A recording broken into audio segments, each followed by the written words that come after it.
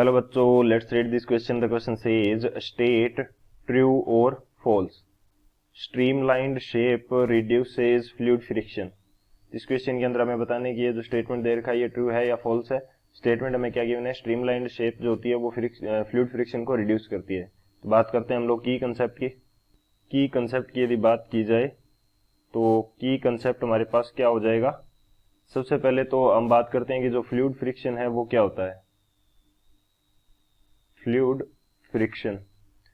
Friction हमारे पास क्या होता है कि कोई भी फ्लूइड अगर है तो उससे यदि कोई ऑब्जेक्ट ट्रेवल कर रही है उसके थ्रू, तो उस फ्लूइड के द्वारा जो उस ऑब्जेक्ट के ऊपर फोर्स अप्लाई किया जाएगा उसको क्या बोलते हैं, फ्लूइड फ्रिक्शन। बेसिकली फोर्स या रेजिस्टेंस की हम बात कर रहे हैं तो जो रेजिस्टेंस अप्लाई किया जाता है उसको क्या बोलते हैं, फ्लूइड फ्रिक्शन बोलते हैं। तो यहाँ पे यदि मैं जनरल वर्डिंग के अंदर इसको लिखता हूं तो ये क्या हो जाएगा, फ्रिक्शन प्रोड्यूस्ड बाय फ्लूइड्स।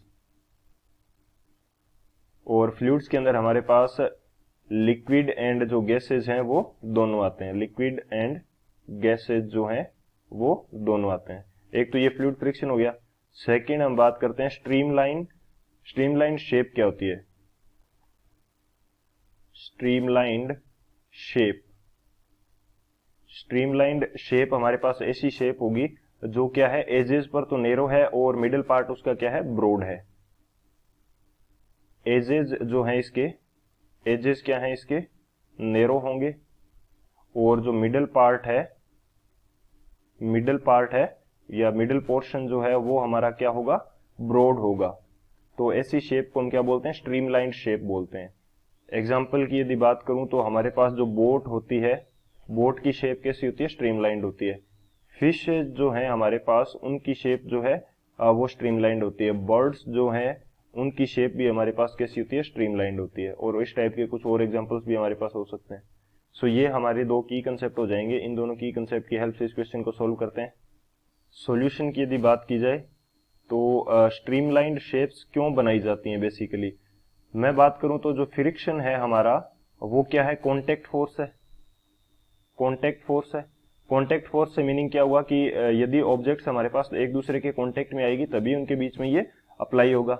अब यदि हम बोट जो है हमारी, बोट की शेप कुछ इस प्रकार से बनाते हैं कि ये क्या होती है, स्ट्रीमलाइंड होती है। किनारों पर से संकड़ी होगी और बीच में ये क्या होगी, बीच में ये हमारे पास क्या हो जाएगी, ब्रॉड हो जाएगी या चौड़ा पार्ट इसका बीच में होता है।